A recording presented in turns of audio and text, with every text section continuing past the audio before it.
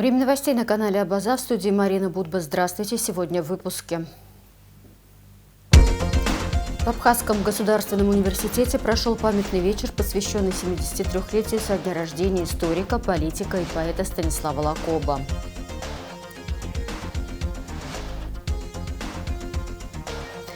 Соревнования «Штурм рубежа» среди сотрудников силовых ведомств состоялись на спортивной площадке «Абхазский рубеж».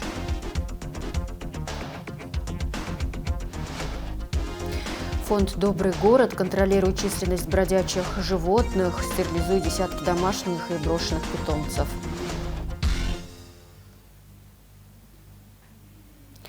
Начнем с чрезвычайного происшествия. Беспилотник упал в Гагарском районе. В районе первой смотровой площадки на горе Мамзышха в Гагарском районе произошел взрыв. По предварительным данным, причиной стало падение беспилотного летательного аппарата, сообщили Апснепресс очевидцы.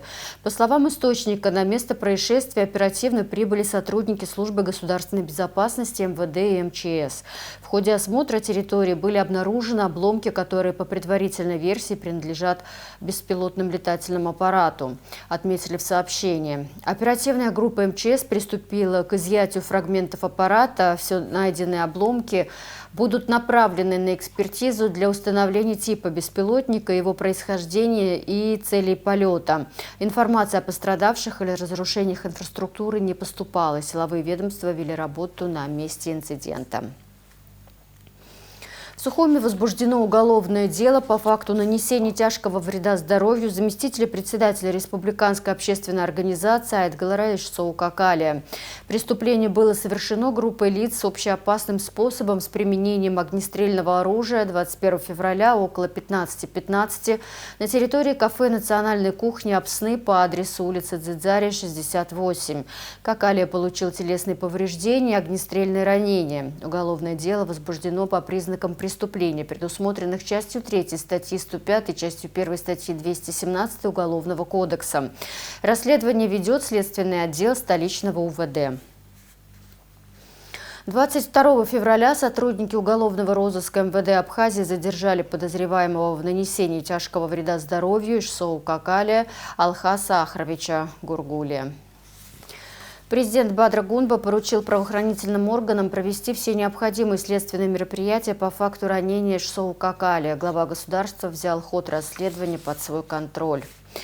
Пациент в сознании, необходимая медицинская помощь оказывается в полном объеме. Больного планируется перевести в профильное медицинское отделение, сообщили в понедельник журналистам в Минздраве Абхазии о состоянии Ишсоукакалия. Представители партий и общественных организаций Республики Абхазия в своем заявлении потребовали от главы государства Бадры Гунба: первое – немедленной отставки главы администрации президента Беслана Эшба. Второе – всестороннего расследования вооруженного нападения на Ишсоукакалия и привлечения к уголовной ответственности всех виновных, как непосредственных исполнителей, так и заказчиков. Документ подписали партия ФНЯ, Апсны, Акзара, общественная организация АРО, АНД, Айтгалара, Аяйра, Ахятса, Апсо Рымчи и фонд Амта.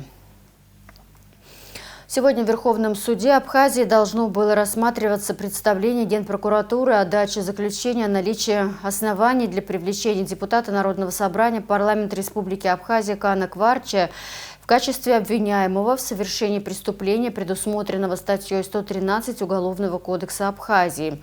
Речь идет об уголовном деле по событиям 5 ноября 2025 года в офисе редакции газеты «Абхазский вестник». Отвод судьи Екатерины Адлиева, являющейся супругой заместителя генерального прокурора Дамира Аквицини, удовлетворен. В связи с этим будет избран новый состав суда. Следующее заседание назначено на пятницу, 27 февраля. Смотрели, что там может быть заинтересованность, но это так официально. Ну, а ведь бы оставили. Вроде перенесли на пятницу, да, Марина? Да, совершенно верно. На пятницу в 11 часов будет судебный. Ну, посмотрим, насколько объективны будут судьи. Будем ждать, значит, окончания их решения. Это, наверное, не в пятницу сразу, наверное, не будет. Будем смотреть.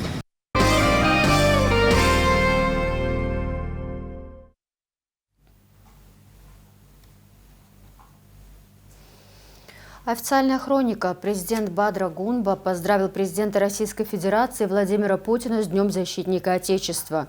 Сегодня вооруженные силы Российской Федерации с честью продолжают славные исторические традиции, демонстрируя высокий профессионализм, отвагу и решимость, надежно отстаивая интересы отчизны и обеспечивая безопасность государства. Республика Абхазия высоко ценит союзнические отношения с Российской Федерацией, основанные на прочном фундаменте доверия, взаимной поддержки и стратегического партнерства. Ваша личная роль в укреплении двусторонних связей и развитии всестороннего сотрудничества имеет особое значение для стабильности и благополучия наших стран, говорится в частности в поздравлении. Бадра Гунба пожелал Владимиру Путину крепкого здоровья, неиссякаемой энергии, новых достижений в ответственной государственной деятельности, мира, благополучия и дальнейшего процветания. Президент Бадра Гунба представил на согласование в собрании Гудаутского района кандидатуру Аргуна Стамура Семеновича и в собрании Ткварчалского района кандидатуру Кочарава Германа Вячеславовича для назначения на должности глав администрации. 18 апреля 2026 года состоятся повторные выборы депутатов парламента по избирательному округу номер 30 Кутолский и избирательному округу номер 34 Ткварчалский 2. Такое решение было принято на заседании Центральной избирательной комиссии 23 февраля. Члены ЦИК также утвердили календарный план основных мероприятий по подготовке и проведению повторных выборов в этих округах. 19 февраля депутаты парламента проголосовали за досрочное прекращение депутатских полномочий Вахтанга Гуланза и Германа Кочарава. Премьер-министр Абхазии Владимир Делба встретился с руководителем представительства Тамбовской области при правительстве Российской Федерации Андреем Каспинским, исполняющим обязанности министра туризма Тамбовской области Станиславом Засоховым и генеральным директором АО «Корпорация развития Тамбовской области» Максимом Сеструхиным. На встрече обсудили вопросы взаимодействия Республики Абхазия и Тамбовской области Российской Федерации в сфере культурного обмена, молодежной политики, развития торговых отношений и туризма.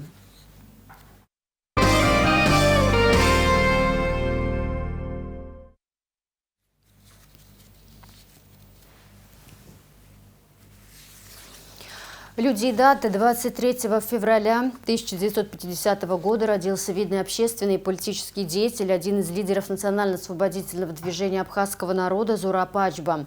Он стоял у истоков создания общественно-политической организации Айтгалара. Он был одним из организаторов учредительного съезда Конгресса, впоследствии Конфедерации народов Кавказа.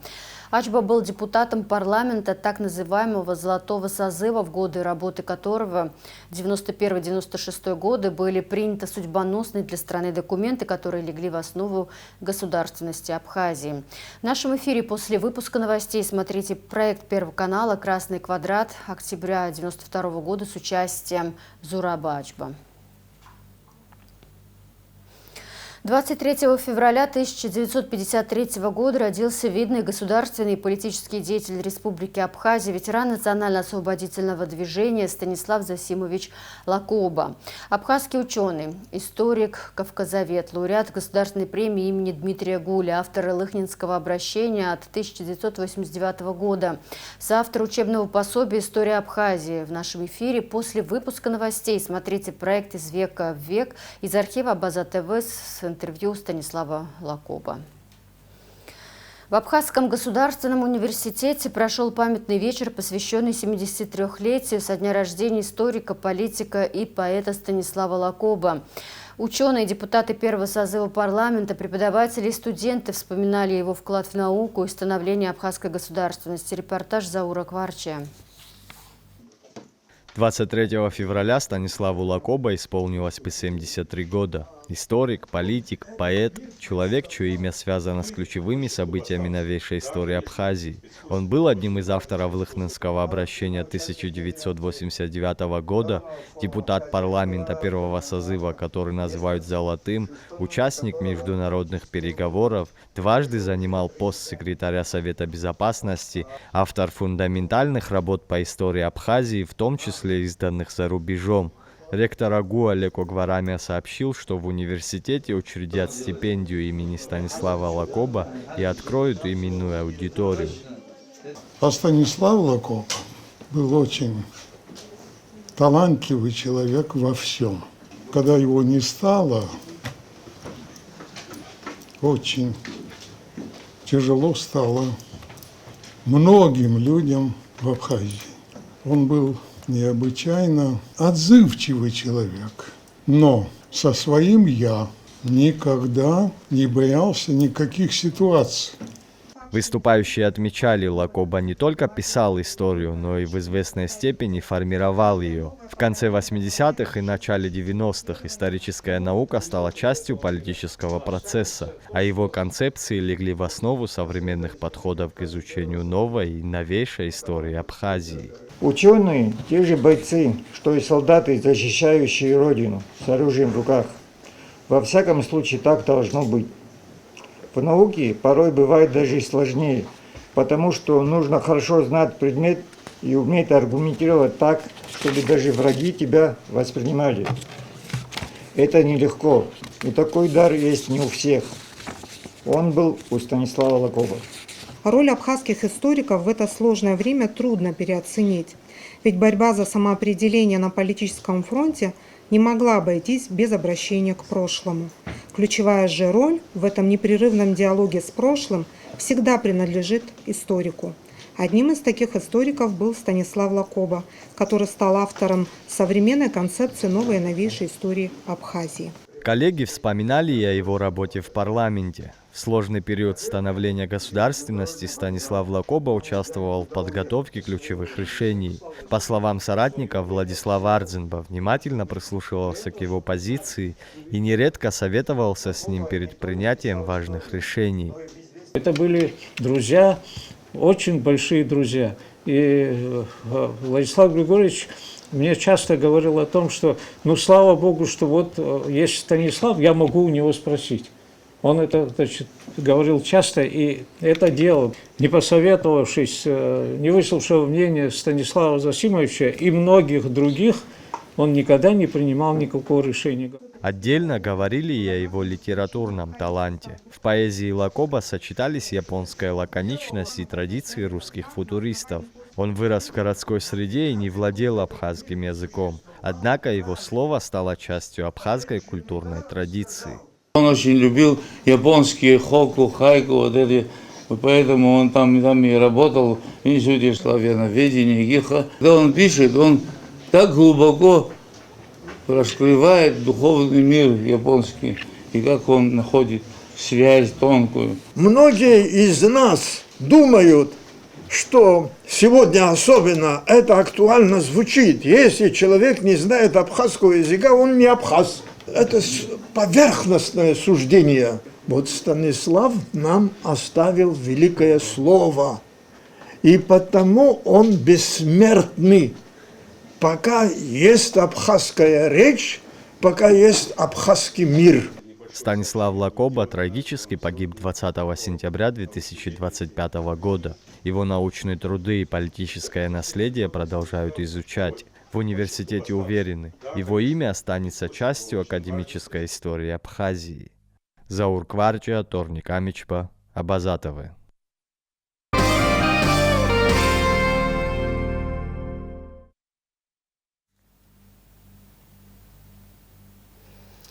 Глава администрации города Сухум Тимур Аграба отправился в Донецкую Народную Республику с гуманитарной помощью для военнослужащих и мирных жителей прифронтовых районов. Груз сформирован по поручению президента Абхазии Бадры Гунба. В преддверии праздника Дня защитника Отечества представители братского абхазского народа привезли в зону боевых действий коробки с крупами, консервами, конфетами и, конечно, знаменитыми абхазскими цитрусами. Репортаж пресс-службы администрации города Сухум. Глава администрации города Сухум Тимур Аграба отправился в Донецкую Народную Республику с гуманитарной помощью для военнослужащих и мирных жителей прифронтовых районов. Груз сформирован по поручению президента Абхазии Бадры Гунба. В преддверии праздника Дня защитника Отечества представители братского абхазского народа привезли в зону боевых действий коробки с крупами, консервами, конфетами и, конечно, знаменитыми абхазскими цитрусами. По поручению президента Республики Абхазия Бадры Зурабовича Гунба находимся в Донецкой Народной Республике с гуманитарной миссией. Привезли гуманитарный груз Часть груза мы сейчас везем в Авдеевку. Остальной груз будет отправлен в Селидово, в освобожденной территории.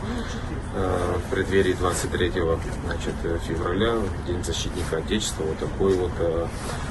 такую акцию мы решили провести в помощь нашим братьям, которые находятся на фронте, и людям, которые оказались в сложной жизненной ситуации. Всем добра и скорейшей победы. Дорога заняла почти сутки. Чем ближе абхазская делегация подъезжала к линии разграничения, тем заметнее становились следы войны. Разбитые дороги, пустые поля, обгоревшие строения.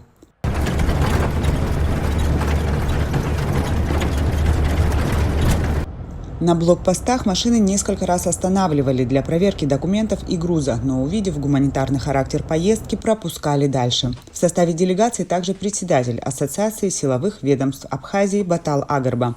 Агарба отмечает, что абхазский народ не понаслышке знает, что такое война, уж слишком свежи и отзываются болью воспоминания о вторжении грузинских захватчиков в 1992.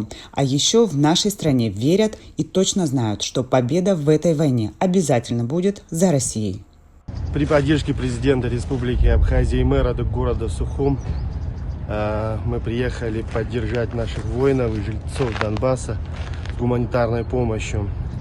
Для Абхазии война знакома, и в праздник 23 февраля мы находимся здесь, были в пунктах временного размещения, где мирных жителей вывозят из-под обстрелов. Привезли гуманитарную помощь, которая была очень кстати. Всех с наступающим праздником 23 февраля. Победа будет. Особенно тяжело смотреть на детей. Многие из них практически не помнят мирной жизни. Для них звуки выстрелов и сирен – часть повседневности. Родилась во время уже СВО. И когда наши танкисты зашли самые первые в их часть города, в частный сектор, встречали наших русских воинов.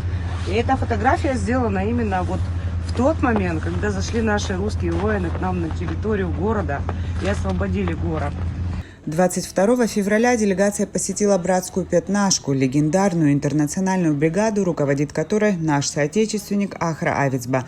Теплый, дружественный прием возможен даже здесь, рядом с боевыми действиями.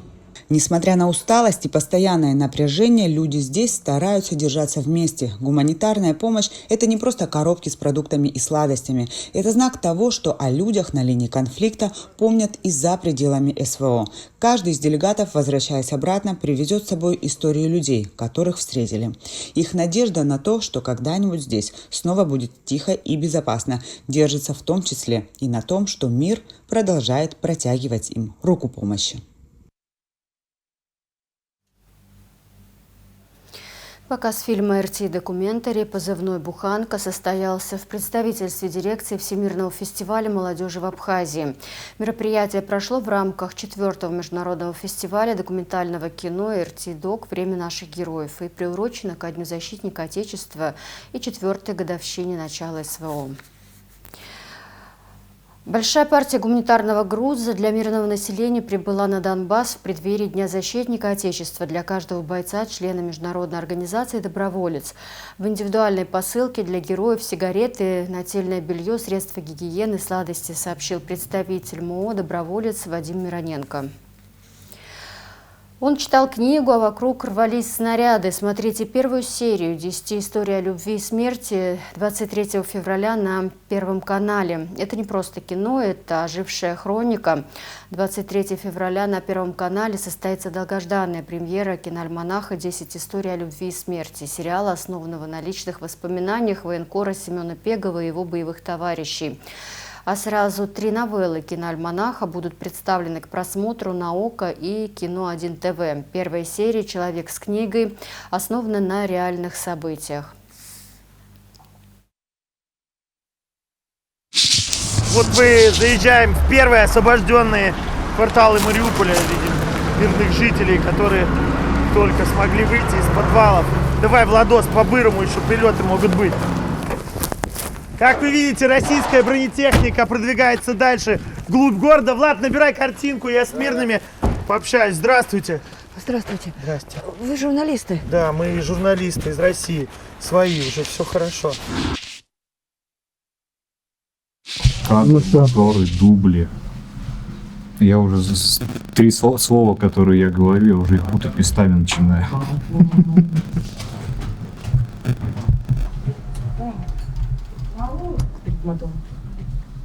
Игорь, смотри, короче, делаем следующим образом. Сейчас технически, друг друга не боимся.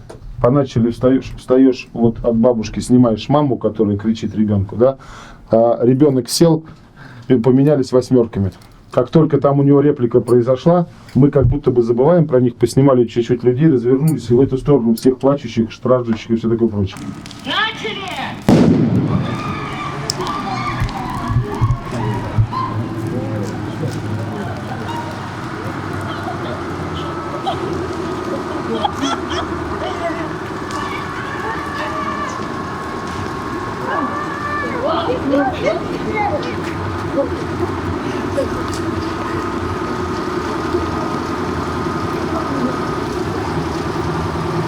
Ну как, тебе понравилось сниматься в кино? Да.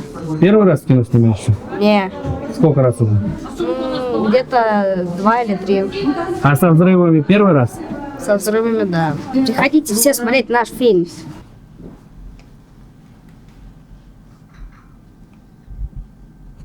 Ешь.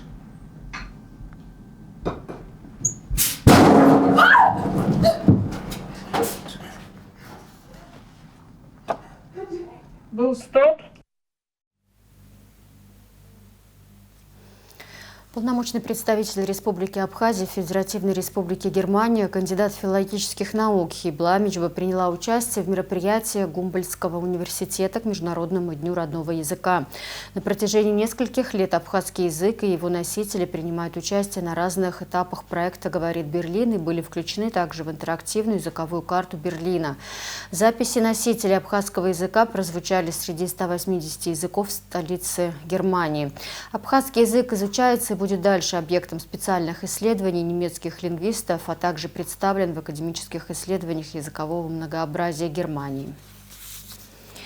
23 февраля для православных христиан наступил период Великого Поста, самого значимого и строгого в церковном календаре. Он продлится ровно 48 дней и завершится празднованием Пасхи 12 апреля. Сегодня, в первый день поста, служба в кафедральном соборе Благовещения Пресвятой Богородицы в Сухуми отличается особой атмосферой. Она долгая, а по вечерам читается великий покаянный канон Андрея Критского. Согласно церковному уставу, из рациона исключаются мясо, молоко, яйца и рыба, за исключением праздников Благовещения и Вербного воскресенья. Традиционный праздник Масленицы, посвященный проводам зимы и встрече весны, прошел накануне в Сухуми. Олег Юрченко, руководитель Союза русских общин Абхазии, рассказал о насыщенной программе мероприятия. Масленица – это народный дух. Это когда вот главным участником и является зритель. Тут и перетягивание каната, тут и подъем гирь, тут и бег в мешках. Ну, всякие вот такие конкурсы увидите, я думаю, понравится. И, кроме того, на Масленице всегда ярмарка проходит, изделия мастеров. И наши российские соотечественники подготовили сделанное своими руками изделие. Вот там вначале вы можете видеть их, посмотреть. А уже венчает праздник сжигание чучела. Вот оно, вот там на пляже сожжем его и таким образом проводим зиму. Проводы зимы и встреча весны. Широкая Масленица, организованная русскими соотечественниками, Домом Москвы, посольством Москвы города Сухума, организацией «КСОРС».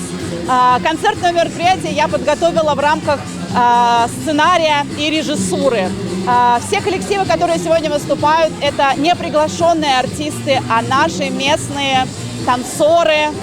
Ожидания и реальность совпали. Всех с Масленицей!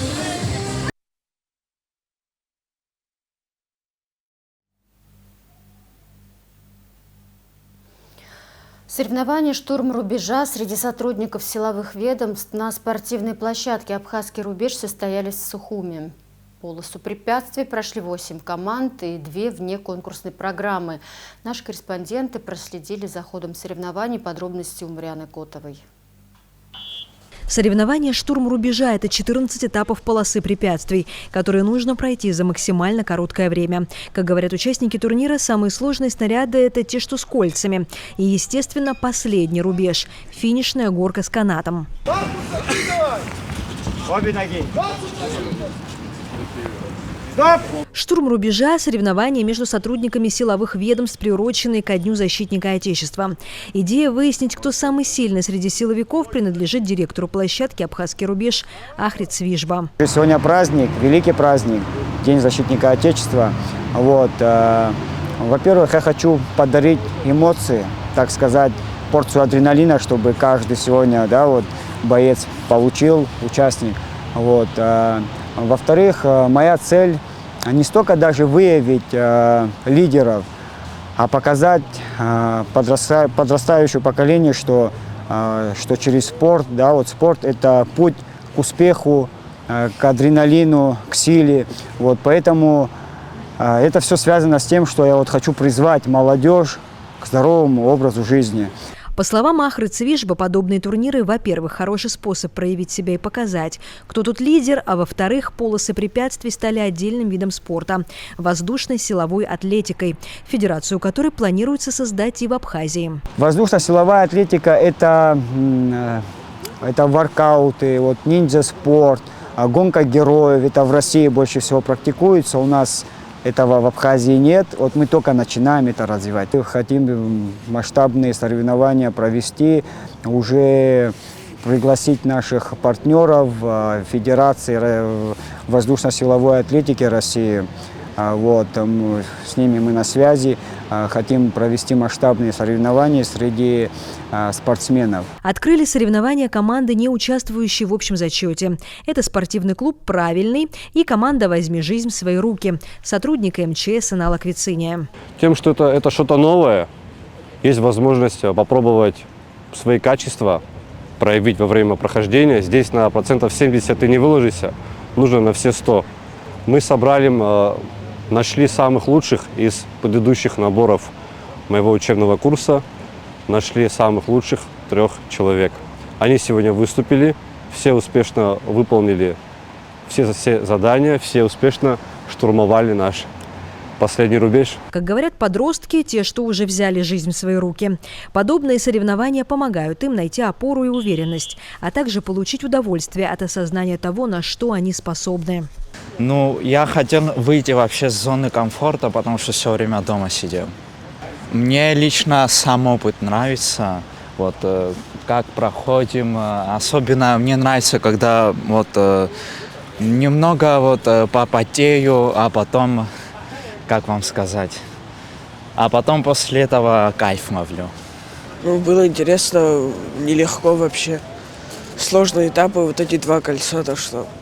В основном мне понравилось, как я это проходил, все такое. Я советую всем, занимайтесь, спортом занимайтесь, это очень хорошо для здоровья. Полоса препятствий, которую силовики прошли сегодня, доступна для всех желающих. А по понедельникам, средам и пятницам здесь совершенно бесплатно. Со всеми желающими занимается тренер. В первую очередь мы делаем разминку, потом поэтапно мы даем пройтись. Каждый снаряд знакомим, ознакомливаем. И в конце мы, так сказать, драйв такой устраиваем. И час-полтора у нас тренировка проходит. Как говорит Ахрид Свижба, желающих заниматься силовым спортом на открытом воздухе становится все больше. Так как все больше людей понимают, что спорт – это не только польза для здоровья и внешний вид. Спорт – это еще и модное развлечение. Мариана Котова, Владимир Капуза, Абаза ТВ. В понедельник вечером в Русском театре драмы имени Фазили Искандера состоится пресс-показ первого инклюзивного спектакля «Супергерои», организованного совместно с Культурным благотворительным фондом. А 6 марта организаторы конкурса «Народная сцена» ждут всех желающих посмотреть на результаты участников, которые очень старались и трудились все это время, готовясь к очередному конкурсному концерту. Ну, что хочется сказать, на сегодняшний день проект «Народная сцена Лабчаба» продолжает свое существование. И 6 числа у нас будет второй отчетный конкурсный концерт, в котором наши участники покажут новые номера, абсолютно новые, подготовленные уже профессионалами. То есть за это время у нас было порядка, ну сейчас мне сложно сказать, сколько было мастер-классов, но их было достаточно много. У нас были мастер-классы по хореографии, по вокалу, по сцен-движению, значит, по раскрутке собственных страниц в социальных сетях. Это SMM-продвижение. Мы нашим артистам тоже пытались донести, насколько это важно на сегодняшний день. Сегодня можно действительно через соцсети быстро раскрутиться, стать узнаваемым. Уроки давали по контенту, по тому, какой контент создавать. Идеологическая работа определенно у нас тоже велась, чтобы мы не забывали, значит, о наших культурных ценностях, об Апсуара в целом. Большая работа была проделана за эти пару месяцев, на самом деле. Спасибо огромное всем мастерам, которые давали мастер-классы. Ребята действительно приняли эту информацию достаточно позитивно, и мы видим определенный прогресс. Я думаю, 6 числа в Государственной филармонии в 16:00 вы сами тоже можете увидеть этот самый прогресс.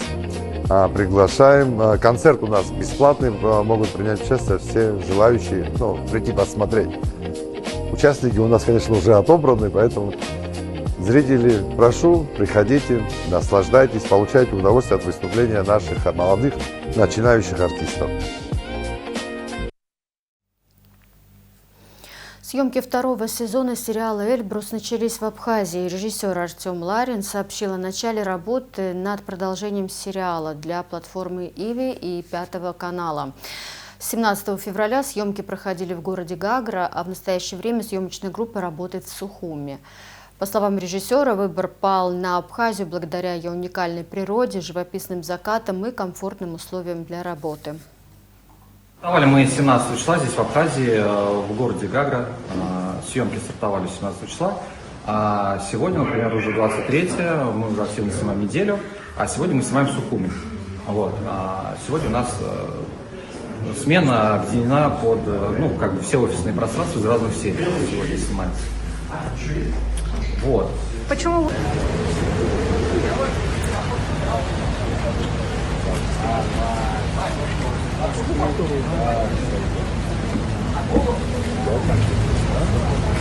Аппарата районного собрания города Гагра.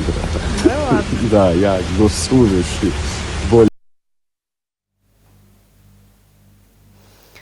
21 февраля в галерее Гринчин-Холл прошла авторская экскурсия на выставке «Ноябрь», которую провел сам Константин Иналыпа. Это редкий формат. Художник говорит о своих работах напрямую, о том, как они рождались, из каких импульсов, почему именно такие материалы, паузы, цвета. Можно слушать, можно спрашивать, можно просто быть внутри этого разговора. Все желающие еще могут посетить экспозицию. Выставка «Ноябрь» Константина Иналыпа продлена до 22 марта. Сухумскому дому юношества исполнилось 28 лет. За эти годы он стал одной из самых значимых некоммерческих организаций в Абхазии, посвятивших свою деятельность работе с детьми. Начав в первые послевоенные годы с психологической реабилитации детей через игровую терапию, СДЮ со временем стал местом, где дети могут развивать свои таланты и находить новых друзей. Бессменные руководители Дома юношества Елена Кубахи и Аида Ладари. СДЮ предлагает широкий спектр образовательных и творческих программ. Здесь дети и подростки изучают абхазские иностранные языки, занимаются рисованием, танцами, учатся игре на гитаре, осваивают основы театрального искусства и журналистики. Проекты и инициативы Сухумского дома юношества направлены на укрепление чувства общности и гражданской ответственности у подрастающего поколения. Любому городу нужны бродячие собаки и кошки. Это они контролируют численность крыс, мышей и других вредителей. Бездомные животные – санитары города, но их численность все же нужно контролировать. Фонд «Добрый город» как раз этим и занимается. Каждые 3 месяца при поддержке Сухумской администрации волонтеров «Доброго города» ветеринары стерилизуют десятки домашних и брошенных питомцев. Каждому уличному животному крепится бирка и надевается ошейник, чтобы люди понимали, что это животное под контролем. Сегодня проходит очередная, но первая в 2026 году акция по бесплатной стерилизации домашних и безнадзорных животных по городу Сухум. Что касается именно нового района, могу сказать, что там существует очень много волонтеров, которые знают, можно сказать, каждую собачку. Но, к сожалению, собаки добавляются, так как я уже сказала, это результат безответственного отношения людей. Бывает, что привозят с других районов и бросают. Мы будем стараться, чтобы такие акции проходили именно на территории нового района тоже, чтобы людям было удобно. Ну, отчасти, конечно, сами люди никогда не привозят, это в основном волонтеры, но мы будем стараться, чтобы такие акции проходили у нас на районе, чтобы людям было удобно. На сегодняшний день только администрация города Сухум поддерживает своих волонтеров и зоозащитников, за что им отдельная благодарность. Хотелось бы, чтобы эту эстафету переняли и другие главы администрации и районов, и в каждом городе проводили бесплатную акцию стерилизации безнадзорных и домашних животных. Только так мы сможем справиться с этой проблемой на улицах нашего города и нашей республики.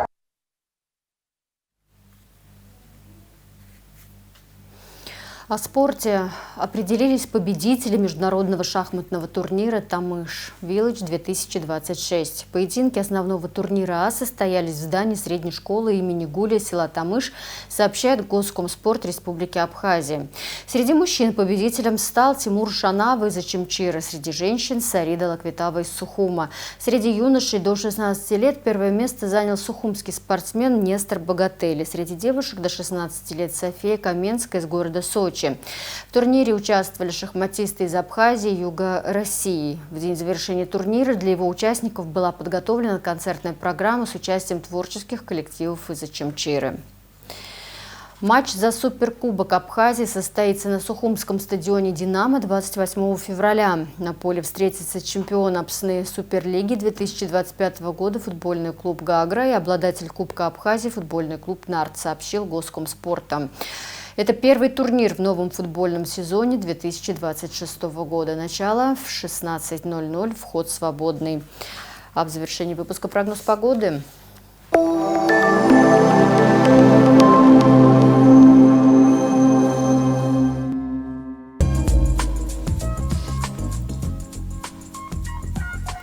Во вторник, 24 февраля, в Абхазии ожидается облачность с прояснениями погоды, без осадков, местами туман. Атмосферное давление 762 миллиметра ртутного столба.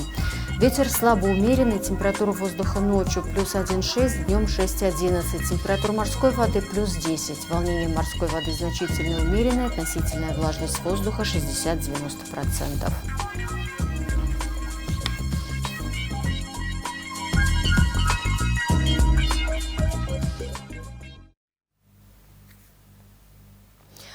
На этом у меня пока все. За развитием событий следите вместе с нами. До встречи.